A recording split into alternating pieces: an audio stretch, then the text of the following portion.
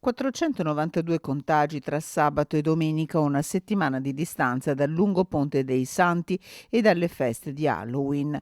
Numeri a cui anche la provincia di Padova non era più abituata e che confermano come la quarta ondata della pandemia stia entrando nel vivo. Fa il punto della situazione l'ULSS 6 Euganea con il direttore generale Paolo Fortuna, che invita a rispettare le regole del distanziamento e della corretta igiene e che commenta come questi contagi non siano pochi. Non sono assolutamente pochi.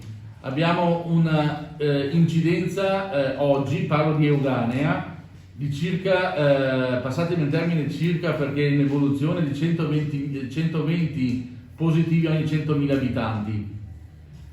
E questa incidenza è maggiore perché siamo più concentrata in alcune aree che sono appunto quelle storiche nostre.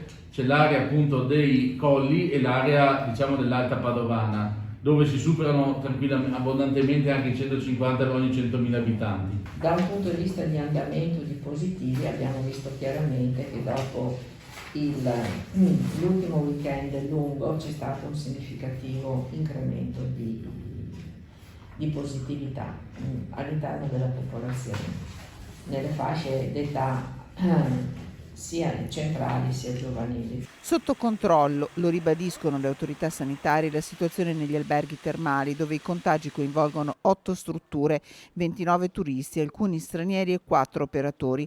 Contagi scoperti grazie al controllo del Green Pass necessario per accedere alle cure termali.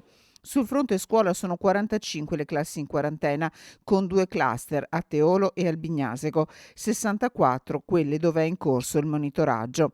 Anche qui si registra un aumento. Sotto controllo anche una comunità terapeutica di Monselice dove sono risultati positivi 14 ospiti, 4 operatori e un religioso.